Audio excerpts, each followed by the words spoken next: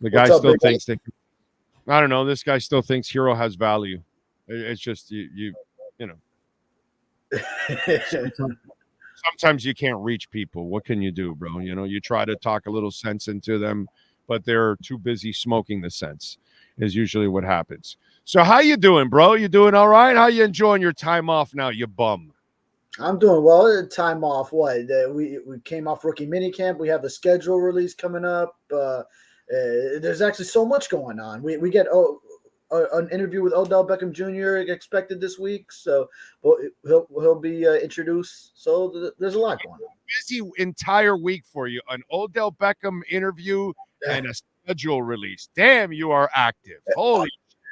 On the same day. On the same day, those are happening. Come on.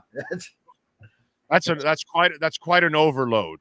Actually, I'm going to be going to the Panthers game tonight. So really, you're actually working tonight, or you're doing it as a fan? No, just going to sit in the stands and enjoy it. And Dave Hyde's doing the work, right? He's doing the heavy lifting today at the Panthers game, right? Oh, and we get Adam Lichtenstein in the off season to cover as well the home game. So Adam is Mr. Everything. He's like Sagua Fair. He's everywhere. Yeah. Well, and he's dude, what's the guy's name at the Herald that they use him all over the place? David Wilson. David Wilson, my guy. Yeah. David Wilson's the best, bro. He's like all over the place. Recruiting guru too. Yeah. Yes, everywhere. It doesn't matter, bro. You use David Wilson wherever you want, and he's there, bro. He's ready to go. He's ready to rock. He's good. He's good. Well, he knows. He gave up the sports writing to go to law school. Maybe Welt Rheaume can hire him afterwards. That may be.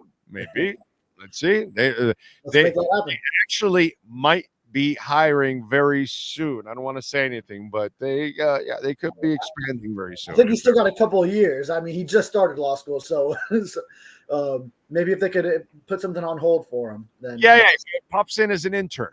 You know, learn the ropes is what he can do with Jeff and Dan. Except Dan will get him on a stunt plane at one point or another, like he did with me 2 weeks ago when I got on the stunt plane. Although I didn't last too long with the stunts, so I was fine flying. I was flying the plane myself through the clouds and everything and all that. But then eventually he took over and then started the stunts, and then that's when my body said, "Yo, bro, no, you can't hack that anymore. You're a softie now." So it is what it is. So your thoughts post minicamp now as you think about it. What's the little that you learned? Yeah, I mean, first I loved hearing that. Got to hear the story from the two edge rushers, Chop Robinson and Mohamed Kamara, that they actually would talk a lot of trash amongst each other, training together. They would train at the same facility, Exos, in Phoenix, Arizona, and they were two of about 8. I think it was 8 guys, and 6 of them got drafted at the edge rusher position alone. So that was kind of a sort of a base for them, apparently, these edge rushers in the draft. And just how Chop would always be hearing stuff from Mohamed Kamara in training. And Kamara, he was saying he was giving respect to Chop, saying, hey, he was just trying to get to on his level, knowing that he was a first-round prospect. And it's just interesting to see how they already knew each other. They already had a bond going with one another. So now they end up in the same place. So 2 edge rushers in the same class already had that relationship brewing. So that was cool to see. And Mohamed Kamara said that he actually won a bet against Chop. That he wouldn't disclose what it was, but there was some friendly wager that they put on something in training that he won in those sessions. So maybe one day we'll find out. But excellent to get to see those guys for the first time. Burst that I saw from Jalen Wright. I know that was one thing sort of with Devon Achane the year before.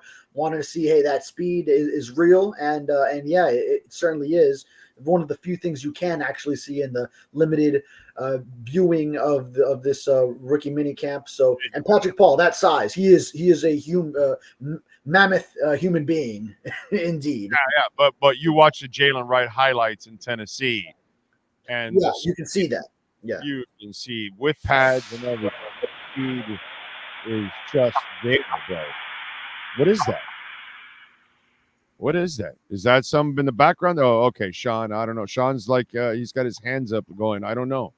I guess we're just rated by something. I have no idea. Aliens or something. Yeah, something like that. They must But have a release info. Yeah, the Jalen Wright thing is exciting because you see, I was saving this for later, but we all there not we all, but we have this tendency of, hey, where's the big receiver? Hey, how about the big back, the bruiser, all that kind of stuff? We talked about that, right? We're wondering about that element, right? Because we figure you need that element in order to win, correct? Yeah. Correct? Correct. All right. Right. I have an article for you. So tell me, who is the big receiver for the St. Louis Rams? For what? St. Louis Rams when they were Hakeem, Torrey Holt, Isaac Bruce. Big receivers? None of them really, right? Did they have a tight end? They might have had one, but did they use him? As far as like I mean, he was like middle. He was middle of the pack. I remember. No. Did they use their tight end? Is the question. Was he even part of really the offense? Yeah. Answer that question. Yeah, no. When you have Isaac Bruce, Torrey Holt, and you have Marshall Faulk catching the ball out of the backfield too, then not that much. Where was the big back? Where was the bruiser? Right. Didn't have one. Right? Yeah. That was also an era where one guy sort of in the backfield took all the workload too. Well, that's what Mostert does. That's what Achane does. And that's what Jalen Wright will do when they're in there. They're not in there together. They're in there individually, right? So that's kind of what he saw. Both got banged up. So he said, let me go get a carbon copy so I can continue running my offense with all three guys. And now I'll rotate all three guys and I'll keep them fresh. And since Mostert is getting older, let me bring his 17, 18 carries down to 13. And that way I can keep Achane where he's at and I can add some stuff to Jalen Wright. I can minus my stuff from Jeff Wilson and all that. And then here I got my balance now. But I was thinking about this and I was, because, okay, he's dead set on doing it this way. He's not dead set on doing anything else traditionally. There isn't a big receiver. Now, Jonnu Smith is like their big receiver. And actually the tight end that the Rams did not have. You know what I'm saying? But Ernie Conwell was the name. What of the tight end? Yeah. Yeah. And then they had some had some Tui Asasopa Lapoluba Mananalopo, whatever. It was like some Polynesian dude that had a really long ass name too. I'm not saying the Super Bowl year, but I'm saying in those 4 or 5 years where they had that run, they had another tight end also with a long ass name that they never used him either. Also, it was just one of those things. The tight end was just nothing in that offense. You know what I'm saying? So it's interesting that when you go back into time and you say, well, can you win this way? Well, yeah, actually, the Rams did it. They were faster than everybody else. They just had to have enough defense to kind of get it done. And that's something that now the Dolphins are obviously working on, and they got to stay healthy by the end of the year. The last 2 years, they've been completely injury riddled on defense, and it's been hard that way.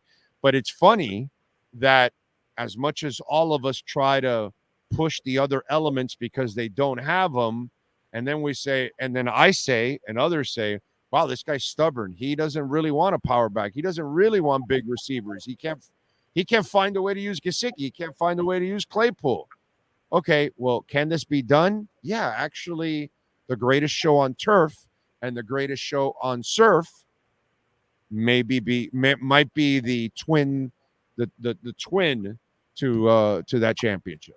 Yeah, I see the similarities there. And with Jonnu Smith on the roster, I see a lot of touchdown opportunities for him because when that field shrinks and once you get into that red zone, I know a lot of times Dolphins and Mike McDaniel were criticized for the play calling down there, throwing fades to Cedric Wilson, who's no longer with the team. And he was sort of that only, he was the tallest receiver in some cases on the field in those instances. But field shrinks and you don't have that much space to work with, then I like the prospect of Jonnu Smith going up and getting a lot of those touchdowns for a team that didn't have a tight end touchdown all last season, which is a telling stat.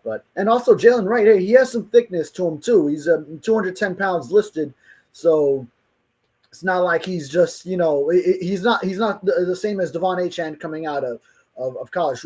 And Achane also, you see him in images that we've seen of him showing up for offseason workouts. He's getting a little bit more muscle on him too, so he knows that was one thing he needed to add. Hopefully not at the expense of any speed, but yeah, I mean Jalen Wright, he's got some thickness on him too to go with that speed.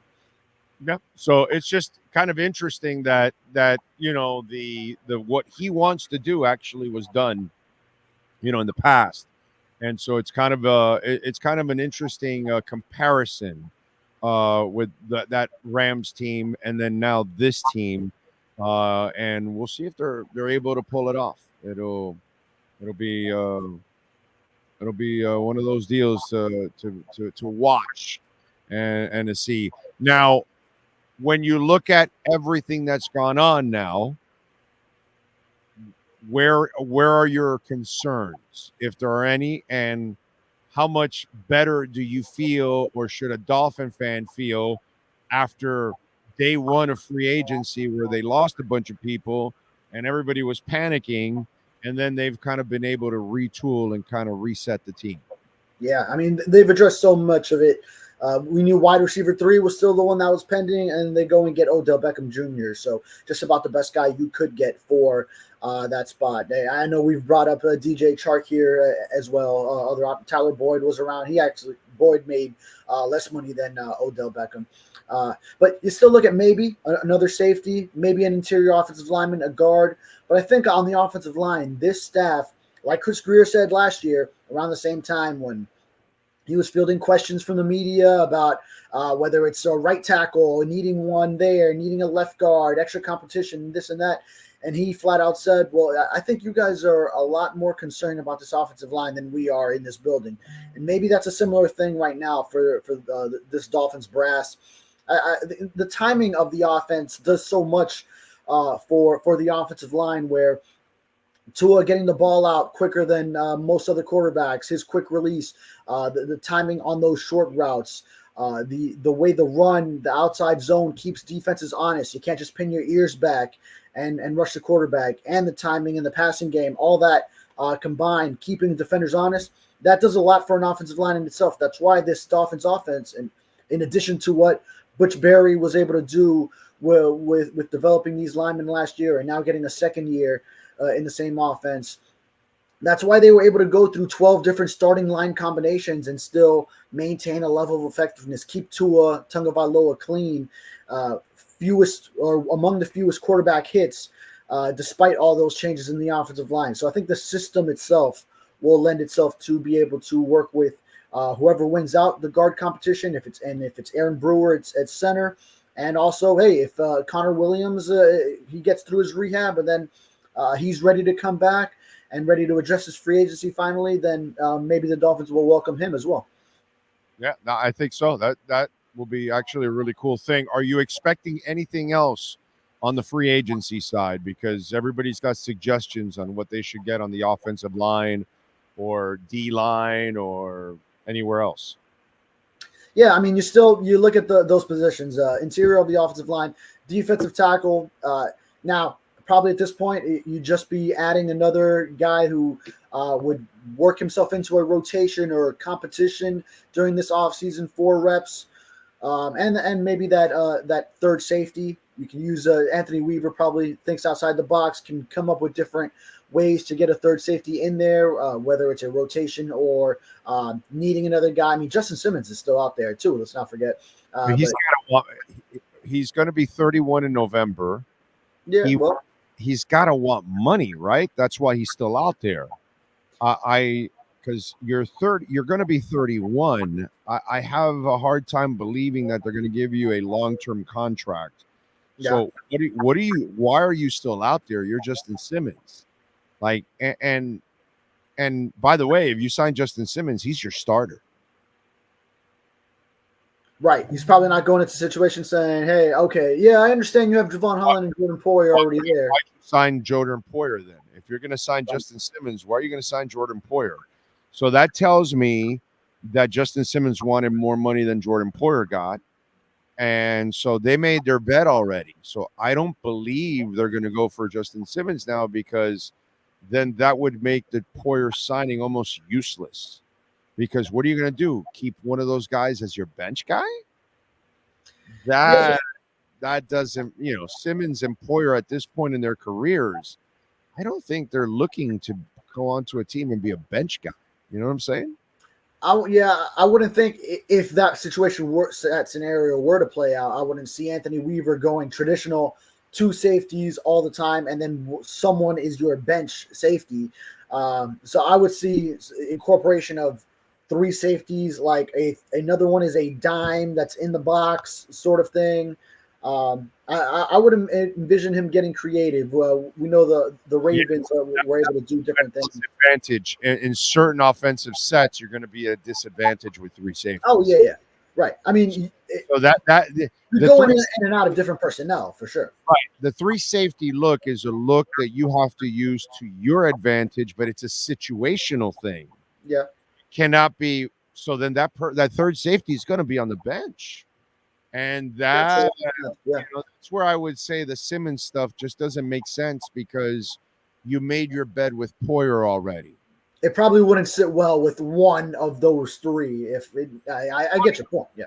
Forget about Holland. He's not part of the conversation. He's starting. Right. Yeah. It's the other.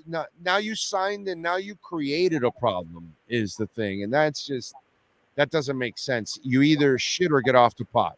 You either wanted Poyer or you wanted Simmons, but one or the, I don't think you can have both on a team right now. And you got Poyer at a tremendous bargain too.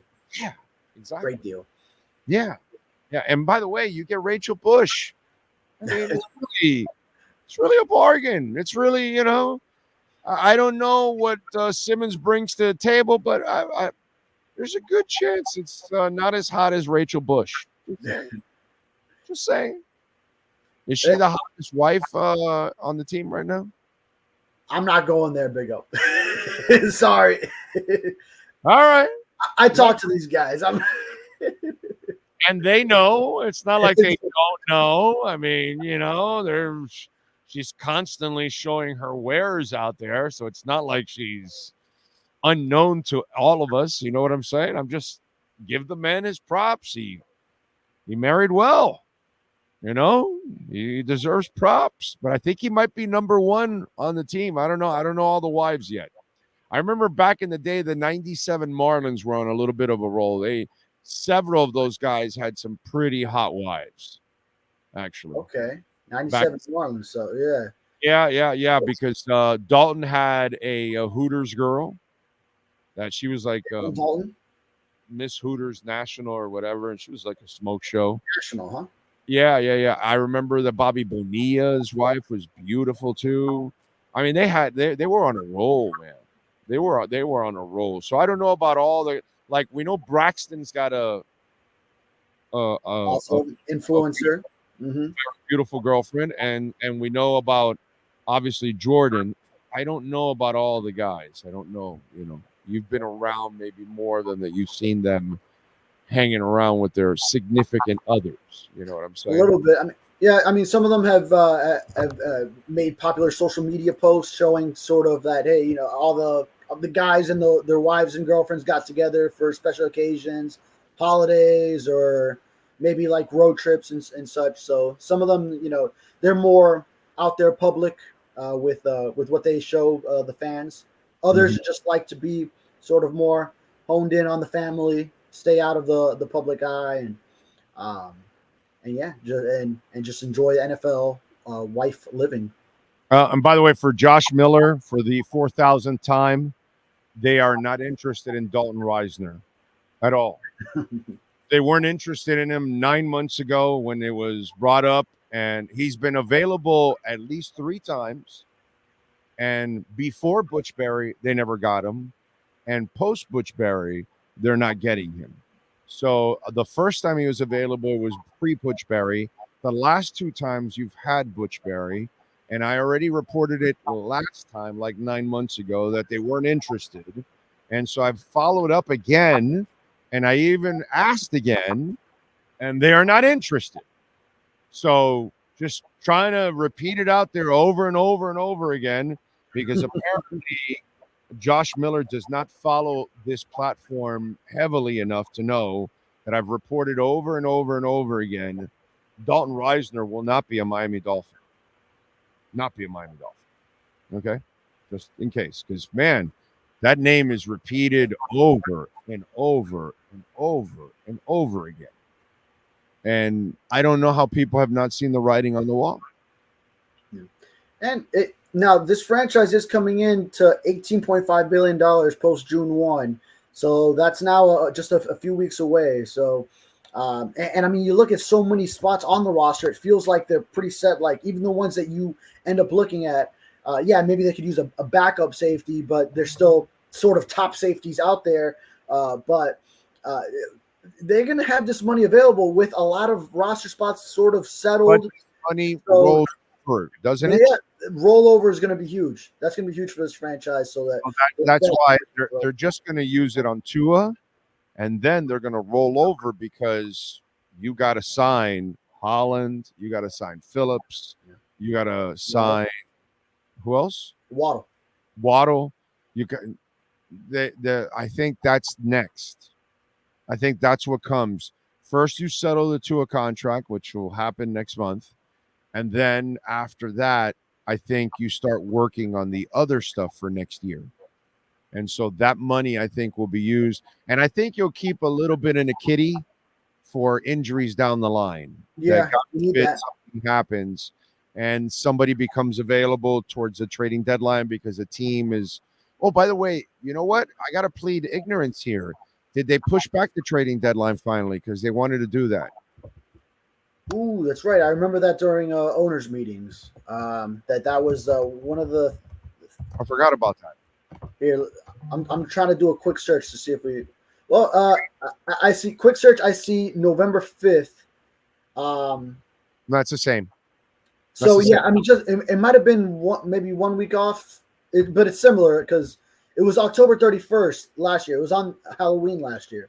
Right. Okay. So, I mean, we've also had it where it's early November, like a November 2nd. I remember 1 year. So, I mean, it's just about the same. Yeah. Yeah, it's about the same. That's not what they wanted to do. They wanted to push it back a couple weeks from where it was at to really, give teams an opportunity to know where but you know what? After week 9 now instead of after week 8. So, okay. So that was the move. One week, is what it would have been. So you save a little bit in the kitty for injuries or for trades or something like that. So I think that's what they'll also do just in case. Yeah. You know what I mean? So because something's going to happen. It always does. So yeah. What do you got going on the Sun Sentinel so folks can check you out? Yeah, I'm going to have stories on a lot of the undrafted rookies that we met from rookie minicamp. So Baron Matos, Storm Duck, and maybe some more on the draft class as well. And then we're going to get introduced to Odell Beckham Jr. in Miami this week. So have that and the NFL schedule release staying on top of that for tomorrow night's announcement.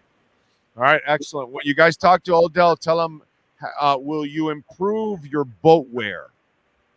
Just like that. Because, the last time we saw him skip a playoff game to just take a vacation during a playoff week. He came down with his boys, but they forgot their clothes and they were in jeans and all kinds of. They didn't know how to dress properly on a boat in South Florida. So I just ask him, does he have boat clothes now? Did he buy some Sperry's? Oh, you know what? And we have some breaking news. Bills and Dolphins, week 2, Thursday night football. All right. Bills. Okay, good. Thursday night football, home game. So it won't be the heat and humidity. I love it.